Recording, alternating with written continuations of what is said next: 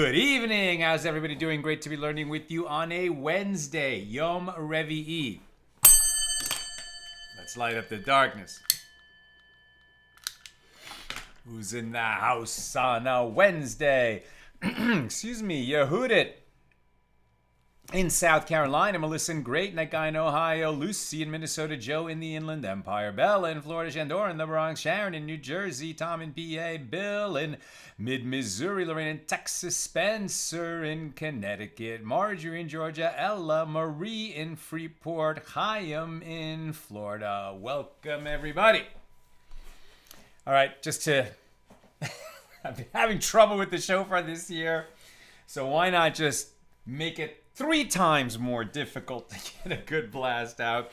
This is a shofar I was privileged to receive from the Biala Rebbe. And it's an awesome, beautiful shofar, but very small. And that makes it more difficult. But let's see if we can get one out here.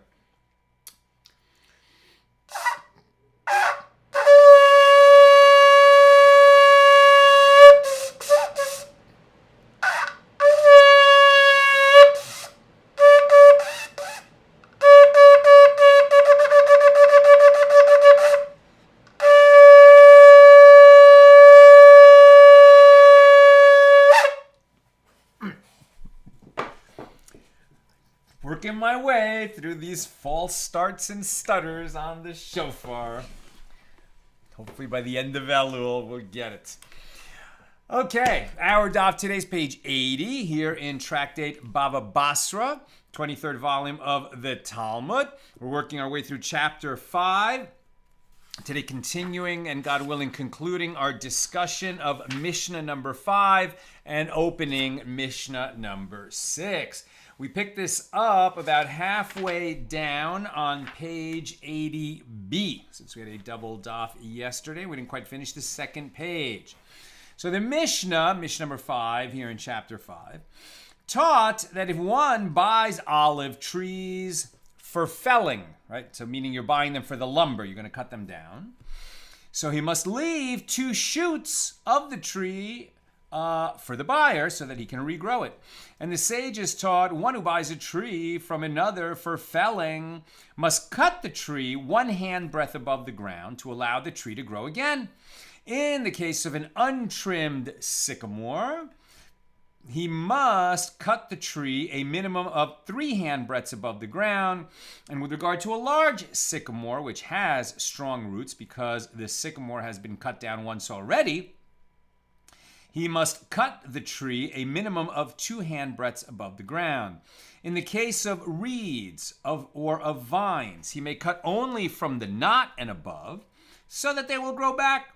And in the cases of palm and cedar trees, he may dig down and uproot them because their trunks do not replenish themselves after they are cut down, and therefore there is no reason to leave anything behind. The Gemara asks, and do we require an untrimmed sycamore to be cut a minimum of 3 handbreadths above the ground for it to grow back? And the Gemara raises a contradiction from a Mishnah. One may not fell an untrimmed sycamore during the sabbatical year because it is considered work as it promotes the growth of the tree. Cutting it down promotes the growth of the tree. Sometimes pruning is what a tree needs. Sometimes cutting back on certain of our projects is what we need so that our more worthwhile projects can go forward. The Mishnah continues that Rabbi Yehuda says it is prohibited. On the other hand, I think I've mentioned this before, sometimes what we need to do is not cut back on our projects, but take on additional projects.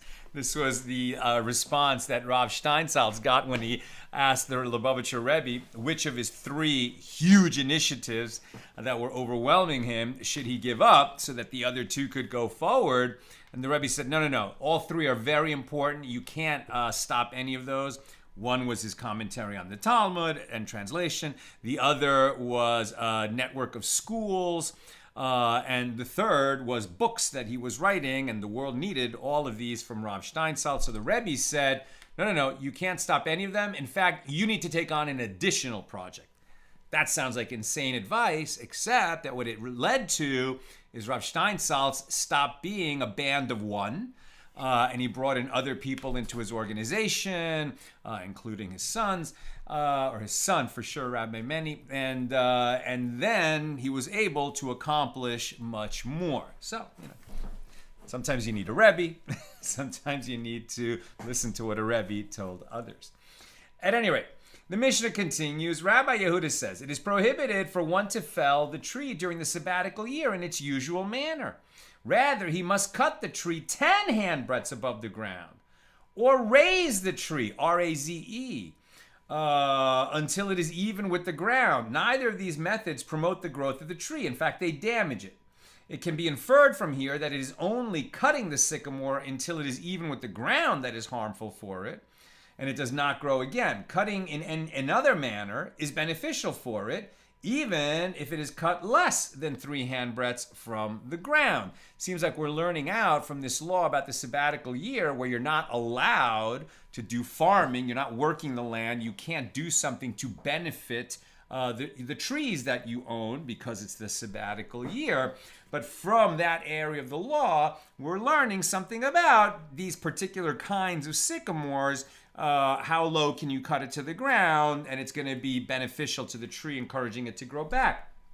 So Abaye said that the Mishnah should be understood like this. Cutting down a sycamore from a height of 3 handbreadths is beneficial for it, whereas cutting it so that it is even with the ground is certainly harmful for it, and that's why it's permitted during the sabbatical year. Cutting it down from this point onward, i.e. between the ground and 3 handbreadths, is neither very harmful nor particularly beneficial. Now, with regard to the sabbatical year, we perform only a matter that is certainly harmful to it, so as to avoid enhancing it even a little bit, because then we'd be violating the prohibition on doing any kind of farm work during the sabbatical year.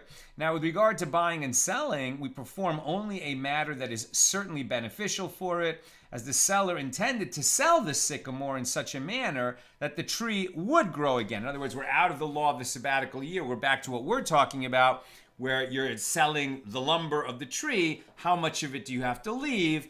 An amount that is for sure going to be beneficial to the seller so that he can grow another sycamore to have future income.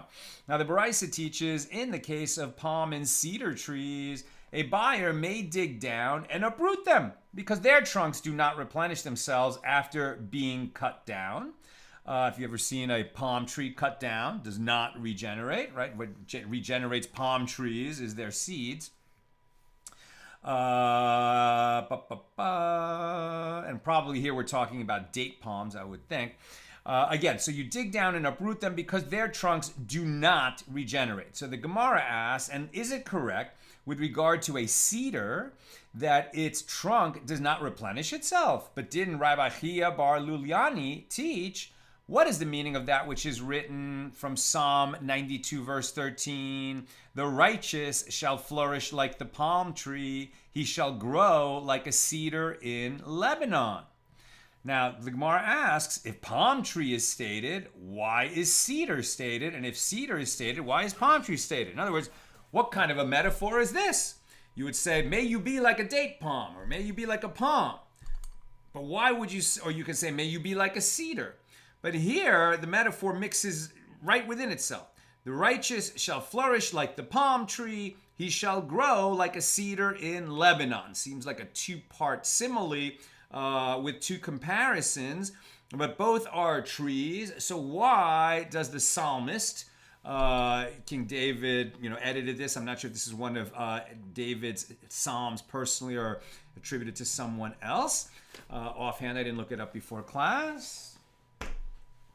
Can I get it really fast? Psalm 92. Beat me to it. Psalm 92. Psalm 92. Psalm 92, a psalm. Oh, a song for the Sabbath day. All right, so this is, I think, one of David's psalms, and it is about the Sabbath day. Okay, but the point is that a righteous person is compared to both a palm and a cedar in Lebanon. Why both? So Rabbi Chia Bar Luliani explains, had the verse stated only cedar and had not stated palm tree, I would have said that just as a cedar does not produce fruit, so too a righteous person does not produce fruit, i.e. he will have no reward in the world to come. I.e. you might have thought that a righteous person will have a reward in this world rather than in the world to come. Therefore, it is stated palm tree, which is a fruit-bearing tree that the righteous will have a reward later, in this case, meaning metaphorically in the world to come. And had the verse stated only palm tree and had not stated cedar, I would have said that just as with regard to a palm tree, its trunk does not replenish itself after being cut down, so too in the case of a righteous person, his trunk does not replenish itself, i.e. he will be unable to recover from misfortune. Therefore, it is stated cedar, to indicate that just as the trunk of the cedar replenishes itself, so too the righteous will thrive again. And this demonstrates that the trunk of a cedar does grow again.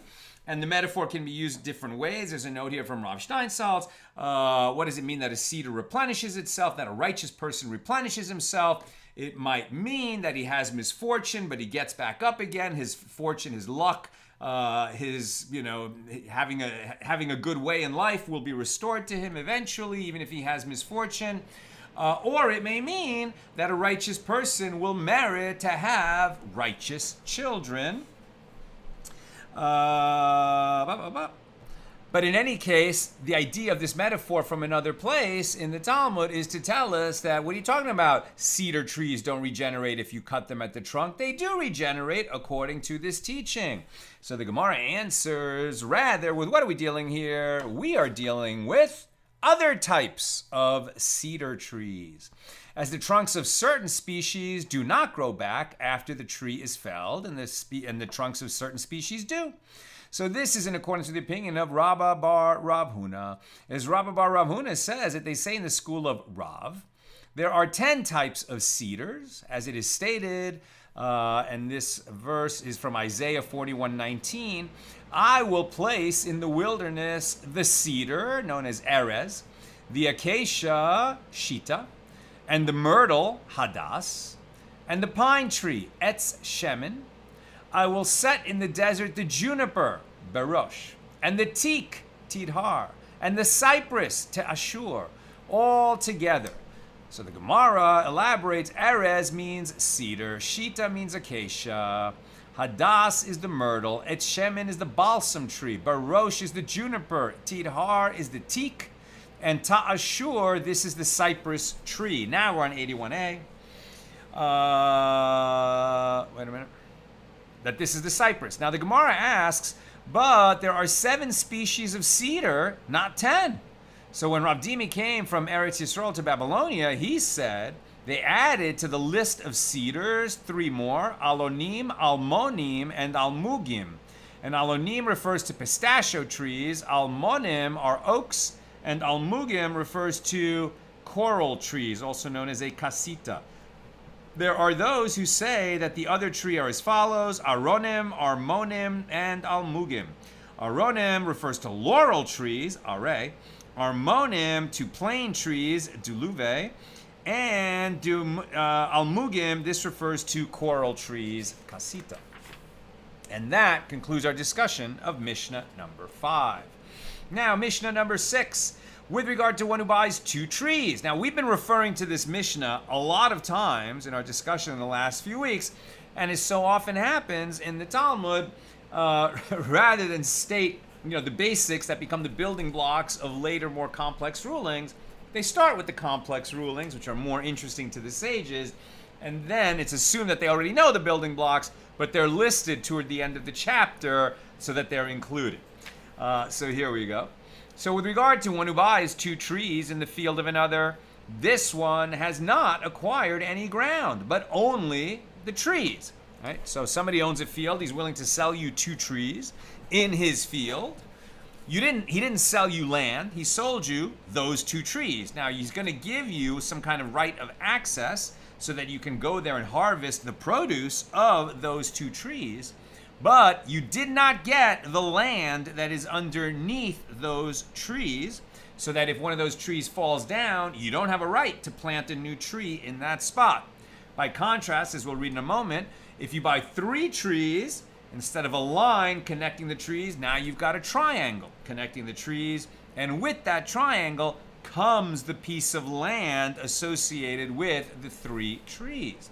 Let's read. With regard to one who buys 2 trees in the field of another, this one has not acquired any ground but only the trees. That's the anonymous majority opinion. Rabbi Meir says he has acquired the ground under them. Now the Mishnah states a law in accordance with the opinion of the first Tana, the anonymous majority opinion. If the trees grew, the owner of the field may not cut down their branches despite the fact that their shade damages his field. That's the owner of the field. He sold the trees. Now he can no longer cut down those branches because they belong to the owner of the tree that he sold it to. And that which grows out of the trunk is his, i.e. it belongs to the owner of the tree. But that which grows out of the roots belongs to the owner of the ground, because the roots of that tree might spread. They might cast up other shoots. And that's beyond the scope of the tree that was sold to the buyer. And if the trees died, their owner has no rights to the ground where the trees had stood. Now, if one bought 3 trees from the owner of the field, then he has acquired the ground along with them.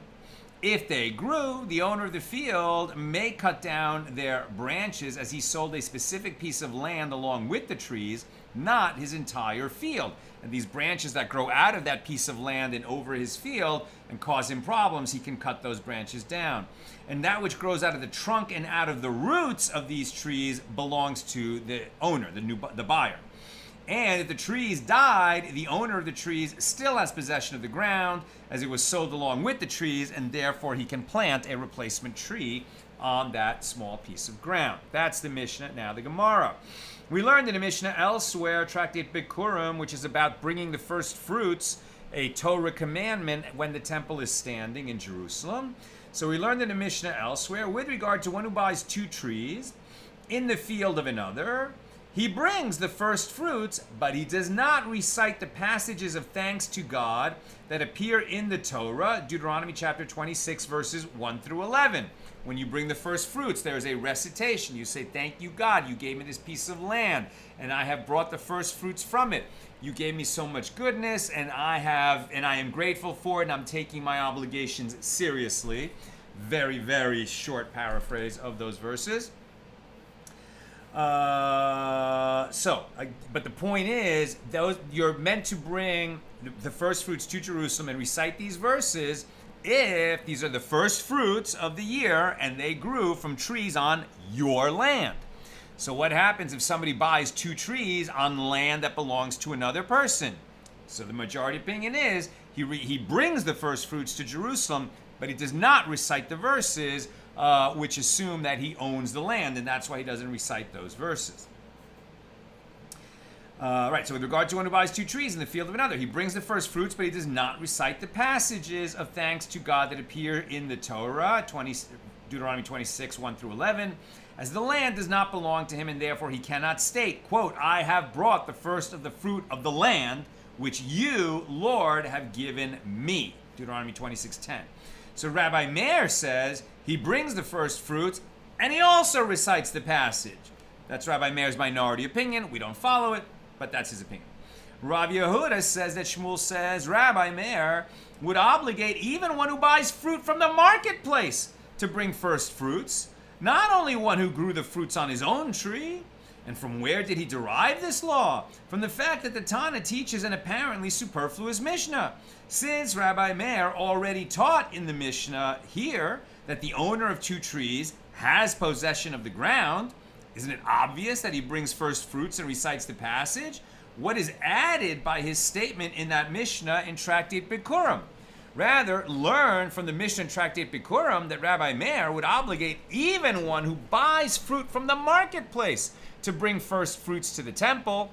Rabbi Meir is saying that even if the halacha, even if the law is in accordance with the opinion of the rabbis, that one who buys the two trees does not own the ground between them, he still must bring the first fruits and recite the passage of thanks. And the Gemara asks, but isn't it written, which you shall bring in from your land? Your land, the land that you own, Deuteronomy 26:2. So this verse indicates that the fruit must be the produce of your land. The one bringing it, he has to own the land, not land that belongs to someone else. And the Gemara answers that verse serves to exclude land that is outside of Eretz Yisrael, outside the land of Israel, which is not the land of the Jewish people. It does not exclude the land that does not belong to that specific individual. Now the Gemara asks, but isn't it written, Exodus 23:19, the choices first fruits of your land you shall bring? And the Gemara answers, this serves to exclude fruit brought by a Jew that was grown on the land of a Gentile in Eretz Yisrael. The Gemara asks, but isn't it written, I have brought the first of the fruit of the land which you, Lord, have given me? If he purchased the fruit, then the land on which it grew was not given to him by God. And the Gemara answers that the phrase, which you have given me, can mean that you have given me money, and with that money, I bought this fruit.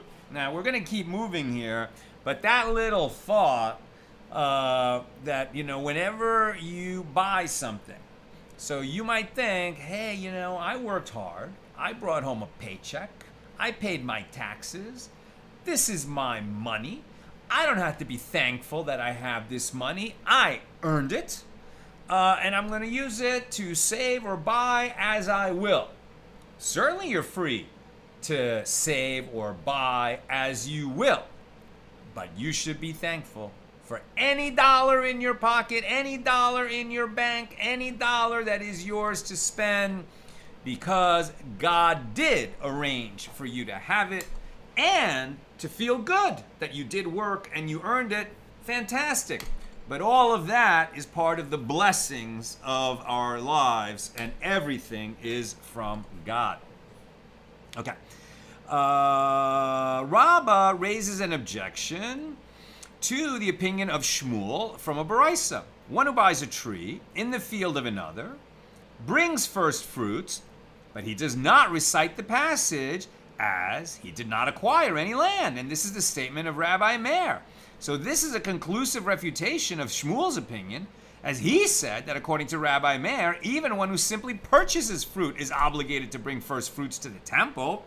Even Rabbi Meir didn't say that. Why is Shmuel saying that he did?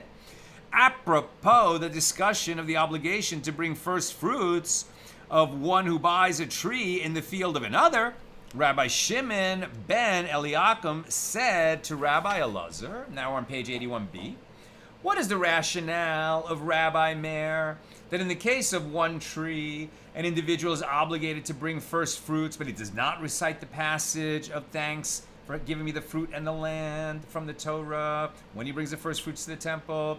And what is the rationale of the rabbis that in the case of two trees, an individual is obligated to bring the first fruits, but does not recite the passage? If one owns the ground and is obligated to bring the first fruits to the temple, he should also recite the passage of thanks. And if he does not own the ground and therefore is not obligated to recite the passage, why does he bring the first fruits to the temple? And Rabbi Elazar said to Rabbi Shimon ben Eliakim, do you ask me publicly, meaning in the study hall, in front of other sages, about a matter for which the early sages did not give a reason in order to embarrass me? In other words, I don't know the reason, as not even the early sages explained this matter. Rabbah said, what is the difficulty? Perhaps Rabbi Meir is uncertain. It's a case of suffix, doubt. We're not sure which way it goes, so we have to cover all situations to make sure that a person is fulfilling his obligations. Meaning, perhaps Rabbi Meir is uncertain in the case of an individual who purchases one tree, whether or not the buyer also owns the ground. And the rabbis are uncertain in the case of an individual who purchases two trees. Okay, our Mishna says that if he purchases two trees, he didn't get the land. Okay, that's the way we rule, that's the way the decree goes. But what if maybe that he did get the land with it? Maybe the Torah would have awarded him the land and we just didn't quite understand the interpretation. The sages are being humble. So we want to cover ourselves. What do they mean by that? And the rabbis are uncertain in the case of an individual who purchases 2 trees whether or not the buyer owns the ground. And due to this uncertainty, the owner of the tree must bring the first fruits to the temple, as he might be obligated in this commandment. And he does not recite the passage of thanks because it is not definitely established that he is obligated to bring the fruits, and he doesn't want to utter a bracha in vain, a blessing in vain. So the Gemara asks, and is Rabbi Meir really uncertain whether the buyer owns the ground? But it teaches, since he did not acquire any land. This is the statement of Rabbi Meir. So Rabbi Meir states definitively that the owner of the tree, who bought 1 tree, does not own the ground. And the Gemara answers, say that the Baraisa should be amended as follows, perhaps he did not acquire any land. Now the Gemara asks, but let us be concerned that perhaps these fruits are not first fruits, and he is bringing non-sacred fruit to the temple courtyard, which is prohibited. I mean, if you're going to say we have doubts and that's why we're ruling this way, well, what about other kinds of uncertainty? What if the first fruit is not actually first fruit? How can you be sure? Especially if he bought it. Rabbi Meir states definitively that the owner of the tree does not own the ground. And the Gemara answers, say that the Gemara asks, but let us be concerned that perhaps these fruits are not first fruits, and he is bringing non-sacred fruit to the temple courtyard, which is certainly prohibited. And the Gemara answers, the case is where he consecrates them. So even if they weren't first fruits, he consecrates them as a gift to the temple to make sure that it is permitted to bring them to the temple. And the Gemara asks, but the priest is required to eat first fruits. Only a Kohen can eat first fruits. And he cannot do so if they are consecrated, right? If they're consecrated, nobody can benefit from them until they are redeemed. Whereas first fruits are eaten by priests.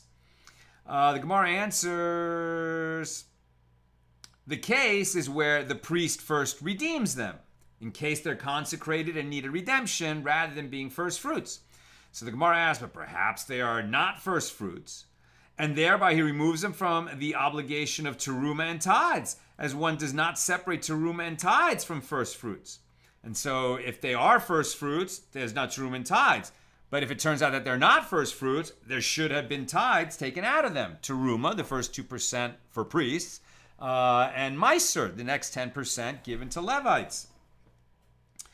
The Gemara answers, the case is where he separates terumah and tithes from the fruits due to the uncertainty over their status. So the Gemara asks, okay, granted, the terumah gedolah, that's the first terumah that's given to priests, that he separates from these fruits, okay, he gives that to a Kohen, to a priest, and the priest may partake of it as it has the halakhic status either of first fruits or of terumah, both of which can be eaten by a priest. It is understood with regard to the second tithe, right? So there's the terumah, first 2% of produce grown in the land of Israel, goes to the Kohen.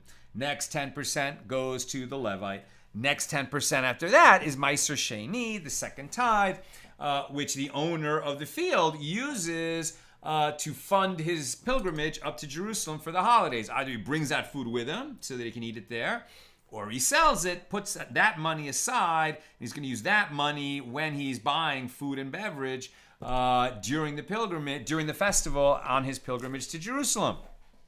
So it says here, it is understood with regard to the second tithe, the Meiser Sheni as well, he gives it to a priest who eats it in Jerusalem, either as first fruits or as second tithe.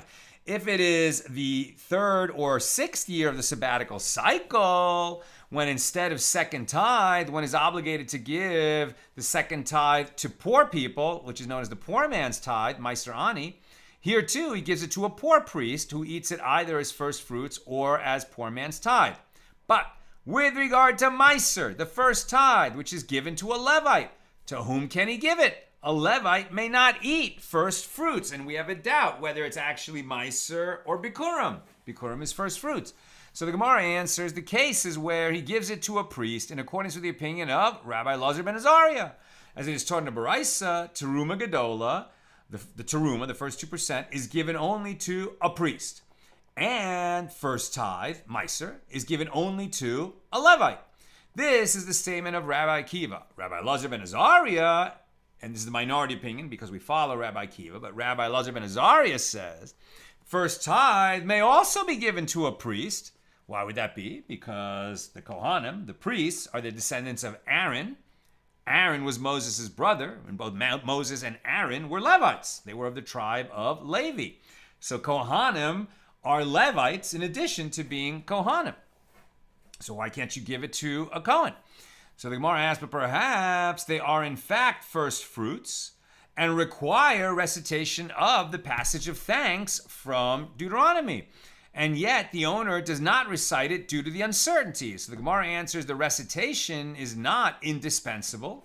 One can perform the mitzvah of bringing the first fruits without the recitation.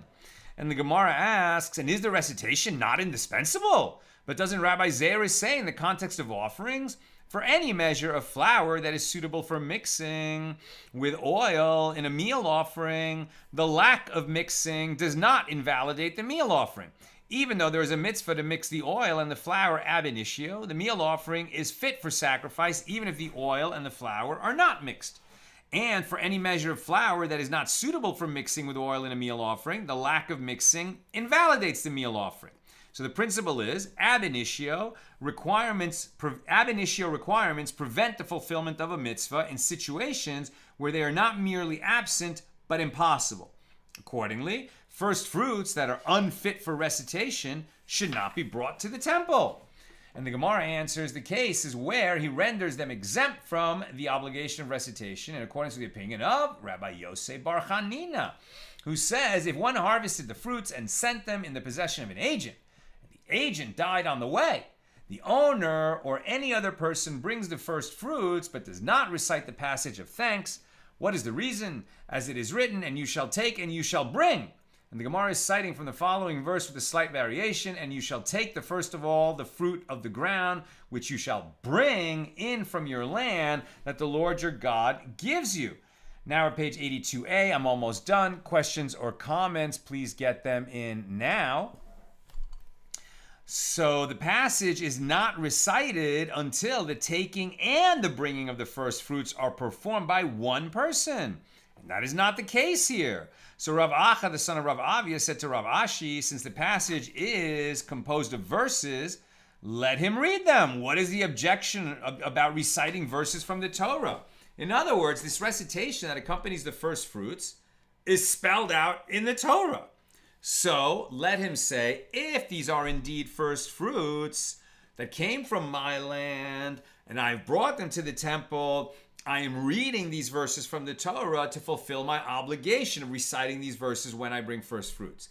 If it turns out that these are not first fruits, or they came from land that is not my own, or for some other reason I am exempt from bringing first fruits, and therefore I am not obligated to recite these verses, then I am reading these verses of the Torah aloud simply because I'm learning Torah while I'm standing in the temple. Nice way to cover all the situations. And Rav Ashi said to him, the problem is due to the fact that this practice has the appearance of falsehood, because he issues a declaration before God that is possibly untrue, as he might not own the ground. And Rav Misharshia, the son of Rav Chia, said the declaration is not recited, lest he come to remove the fruits from their obligation of terumah and tithes, if they are treated entirely as first fruits. And for this reason, one does not recite the passage to ensure that their unique status is maintained, and that is the law. If you don't own the land, but you own the tree, you bring the first fruits and you don't recite those verses. If you own the tree and the land, you bring the fruits and you do recite the verses. And if you bought the fruits in the market, you don't bring the fruits and you certainly don't recite the verses. Okay. A few questions. Tom, must you refrain from doing anything to help a tree during the Shemitah year, even to keep it alive until the Shemitah is over? Great question. I think we've seen before that you can do certain things to prevent big financial loss. And it has to be that, saving it from loss as opposed to enhancing it. That's how I recall it. It's a good question. Ilanit, my shofar is that size. It just takes practice and will work great. I think this is the personal signaling device size that an ancient soldier would have in case of danger.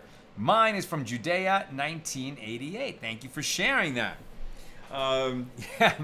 One of my good friends, Rabbi and teachers, Rabbi Manny Chazanov, who I daven with in the mornings, my big shofar that I just don't have here now, but you've heard it plenty of times, but especially in person, it's a big sound.